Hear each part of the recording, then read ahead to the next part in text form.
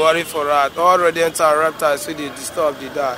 I'm a graduate of Political Science Social Studies from Adini Rogosaya College of Education. I graduated in the year 2020. See, as of now, I'm looking for other jobs that I can merge together to meet up with responsibility.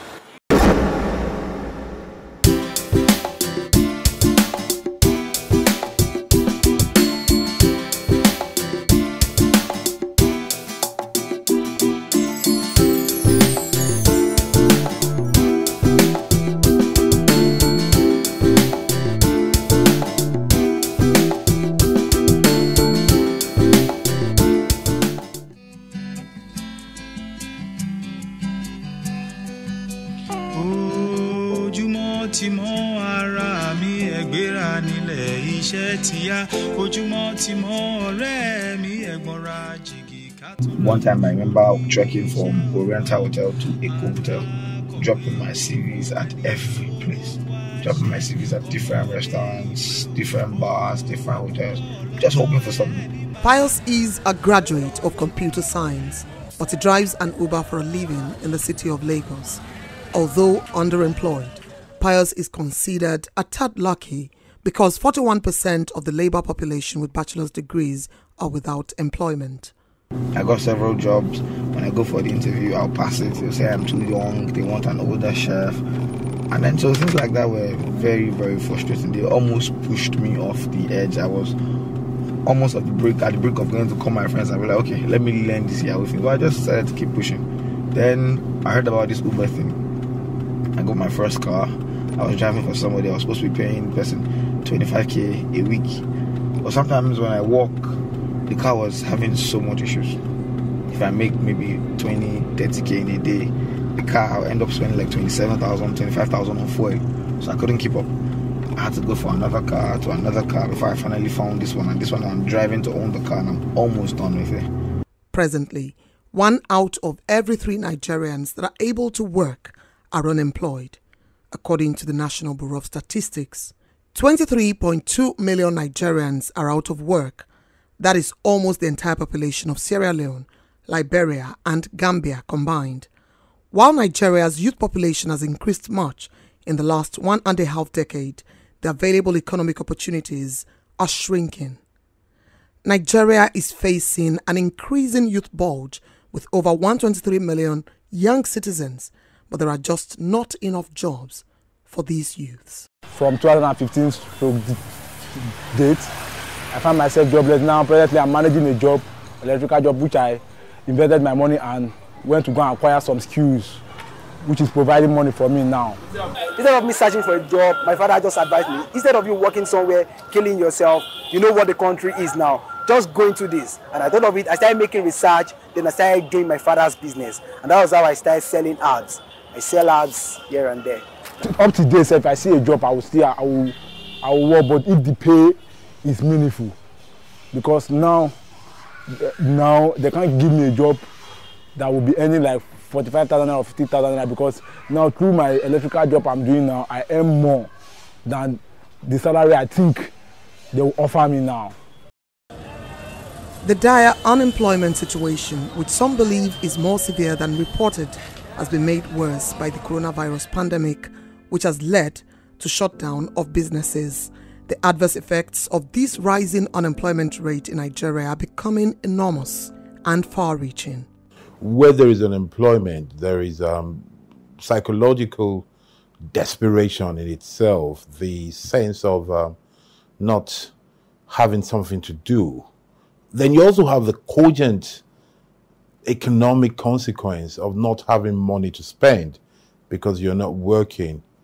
This economic consequence then falls into a sociological consequence, which is a criminal side, because if people cannot fend for themselves, they either beg or steal or engage in any kind of disruptive criminal act.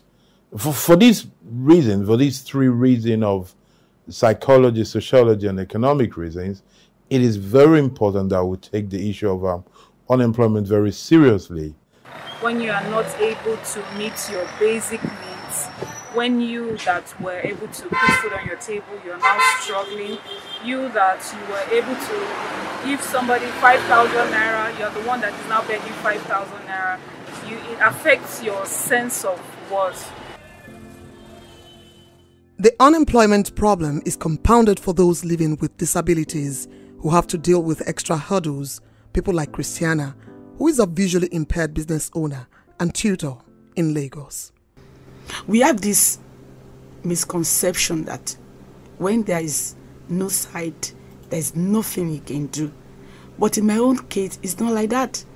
But one of the problems that we have is like people never had that trust with people living that disability that they can deliver it.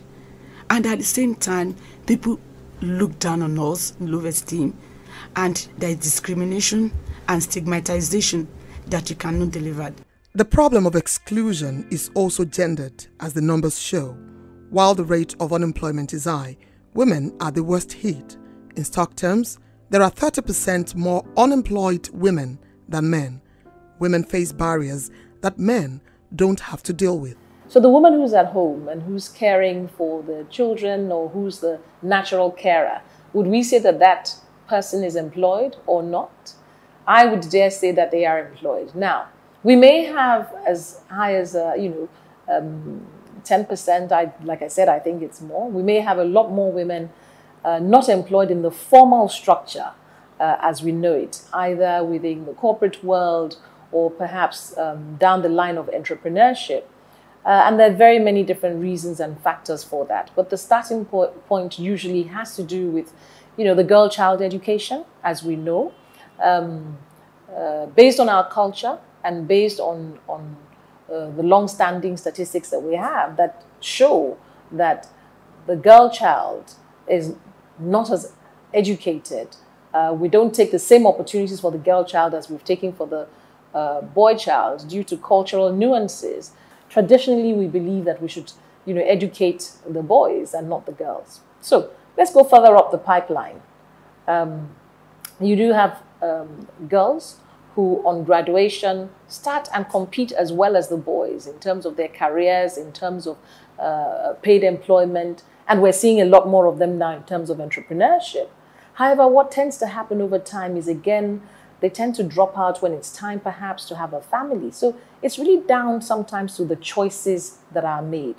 And what we must do to try and balance things out is make sure that the choices that are open to women are actually more. So what are those things making them drop out? What are, for example, the reasons why midway through your career, you have to make a choice to say, I need to focus on my home? What then can employers do to ensure that these women are given the opportunities? How can we expand the choices such that I can manage my home, manage my career, still look after my children? And sometimes it's very simple things like, do we have the facility for childcare?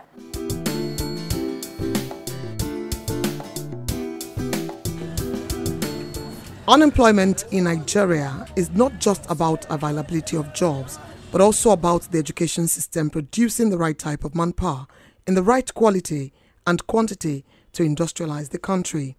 State actors and stakeholders say many Nigerian youths are not employable because their skills are largely divorced from labor requirements. I think, in my view, reviving our technical and vocational education and training systems, it's not optional. As a matter of fact, it's where we must go, pari passu, our other academic institutions like universities and co, such that you find that we have a lot more focus around disciplines, around trades, around disciplines, around specializations. We are in I'm in a room now, and I'm in your station, where journalism is a profession, right? But then there are also certain skill sets, whether it's graphics, whether it's creatives, that work very well with your industry. Now, not all of the skill sets that you need in this radio house or require a university degree.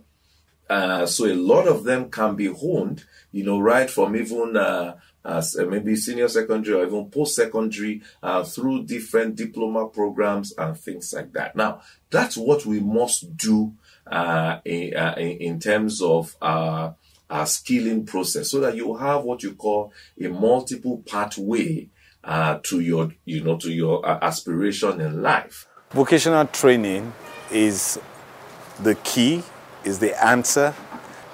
Germany, all industrialized nations, they all depend on these skills training. They have a robust, developed infrastructure for skills training. And so we cannot, no economy, no country can really move forward without having a developed structure, a developed ecosystem, a developed environment to train people, to send people for internship, or to train people, intern people, and eventually create employment for people. Because eventually it is those people who are trained, it is those people who have gone through internship, it is those people who have become employable who eventually becomes employers themselves.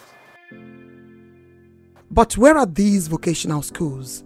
There are just about 123 government-approved vocational schools across Nigeria. Aside this, there is also a certain stereotype that discourages students from enrolling in such schools. The reason why some people don't like vocational work, depending on the area of specialization, you have to, when you want to work, you have to change your wares. And some don't like dirty work. Like me, I'm a plumber. People don't really know. Once I'm done in site and going home, people don't really believe that I'm a plumber, because maybe my stature or the way I look.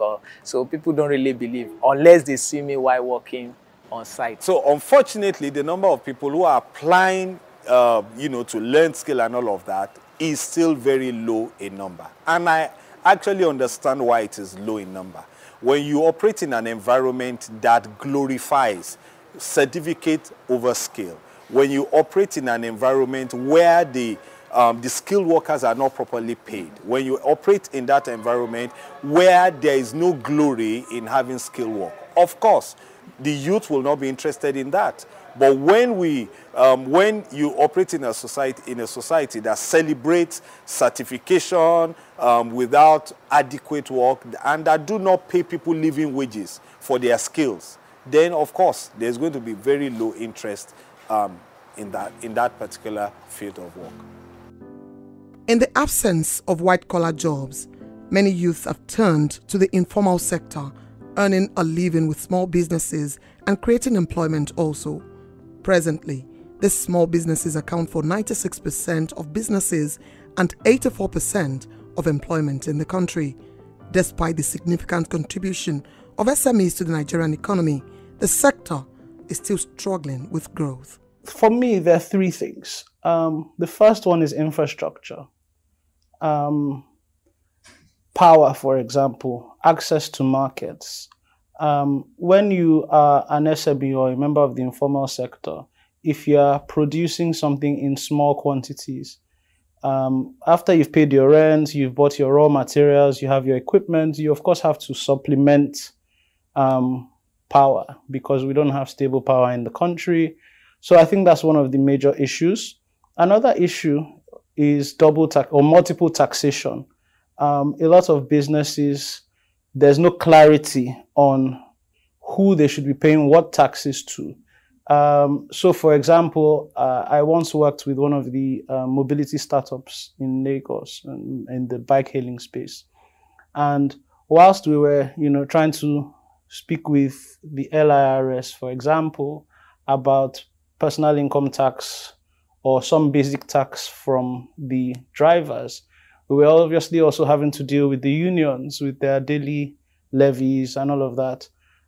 So therefore, things like that will stifle businesses and informal sector players. Although the informal sector may be having an influx of educated youth as players, there is also the snag of these graduates being majorly unequipped for entrepreneurship. The world is moving from theoretical-based learning to case-based learning, where you sit and you study case studies, you study practical lessons about scenarios, right, for business. I think it was Obasanjo, regime that tried to introduce entrepreneurship studies as one of the general GES courses or general studies courses. And, you look at the syllabus of that course, it's the same theoretical stuff, right?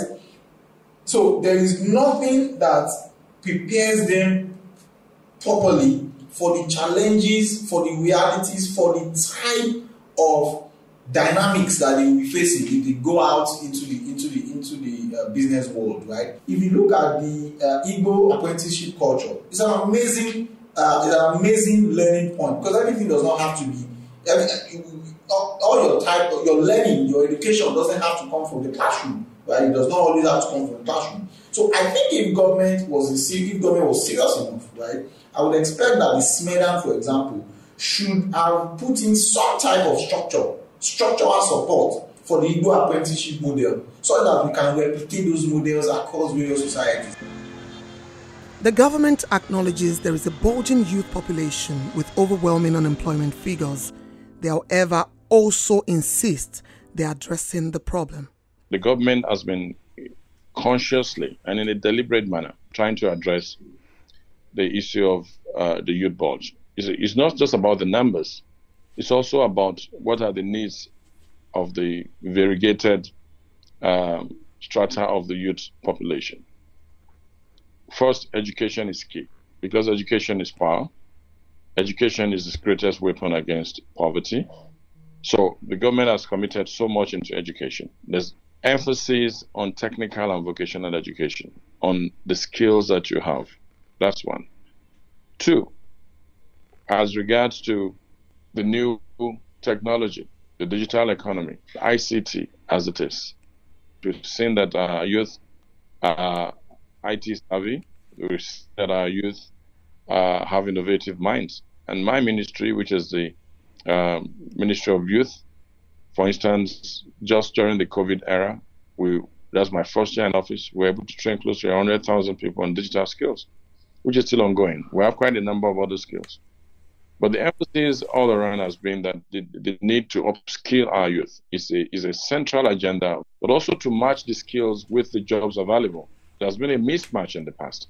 But under this government, we've seen a deliberate effort to make sure that the upskilling of our youth, whether the skills they acquire matches the jobs available in the market, so that you just don't train them and throw them back into the job market. I know that you must have read it.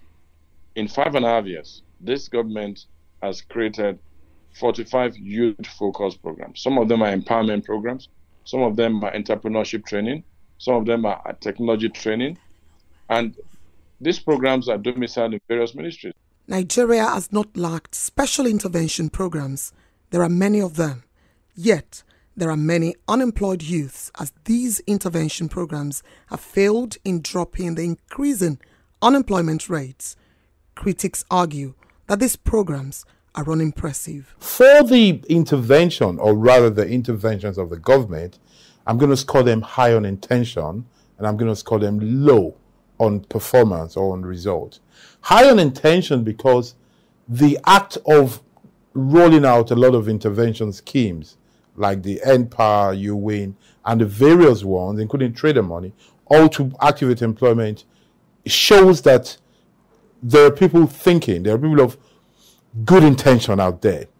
But the method to which they've approached it and the results they're getting makes me score them low on it, because in 2021, it is not the role of government to be creating jobs for people or to be doling out money for individuals to grow their businesses. What the government needs to do are three, really, is to overall create an environment that allows employment to be created. Who create employment is businesses. So the government needs to create an environment that allows business to thrive and create employment, and thus doing, fight unemployment.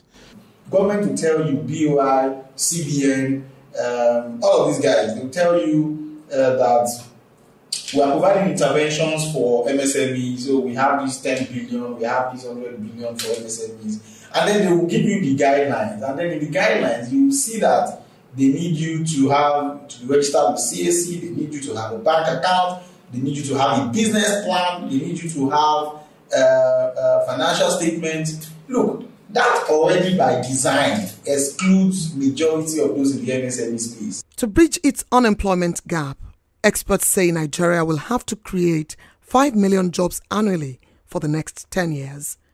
Is the Nigerian government ready to tackle this problem? You know, that question is a question for Minister of Labour. It's a question for me, Minister of Youth Development. It's a question for the Minister of Finance. It's a question for the NBS, you know. But I only wear one cap. And my desire is that the youth unemployment will drop. What am I doing in that direction as a minister in this government? Is to make sure that we win our youth off this idea of just putting together a resume and looking for a job, a white-collar job, an office job, a 5 to 9 job. There's no country in the world that has been able to solve its youth unemployment problem without turning its youth into entrepreneurs. And that is the whole rationale behind the establishment of the Nigerian Youth Investment Fund. The emphasis is on two major things.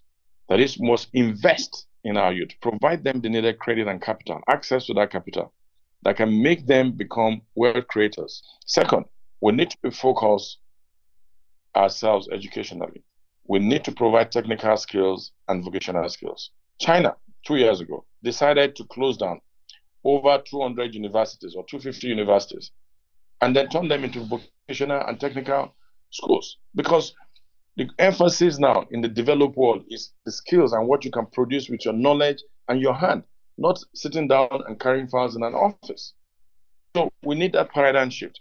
The AFDB leads clearly in the fact that we should move from youth empowerment to youth investment. That don't give our youth handouts, but give them tools, give them resources, give them credit and finance so that they can start. And look at this country. Our youth are they're hugely talented. The creative and entertainment industry dominates.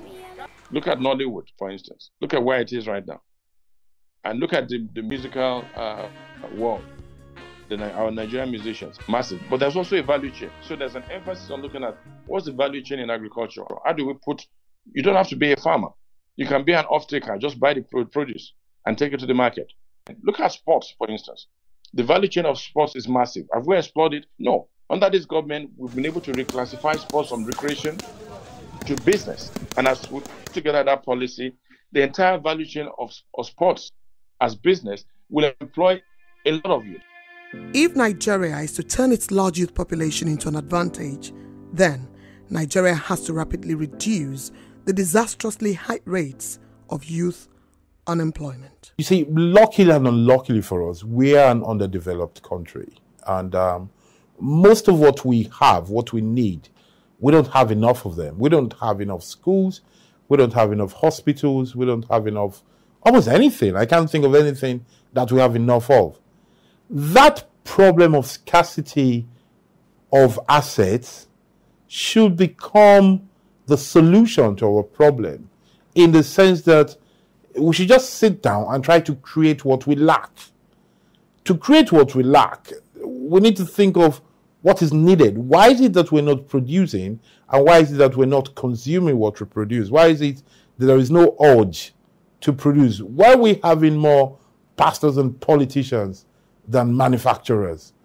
If we want to boost Made in Nigeria, for example, I think we need to sit down and say, the first thing we need to do is perhaps create 5,000 production managers as a pilot scheme across the country, so that each one of them will go to different areas and specialize in one sort of production or the other. I repeat, I'm insisting on production, knowing fully well that where there is production, accountants will be needed, photographers will be needed, salespeople will be needed. The core of progress since the Industrial Revolution lies in production. They really need to go fast because boys are not smiling, and then it can lead to early bloodshed. Early bloodshed in the sense that there will be serious competition. Boys know they smile again. Boys are willing to get their hands on anything just for this bar. And the government, if they are this slow, they will not be able to withstand what will come.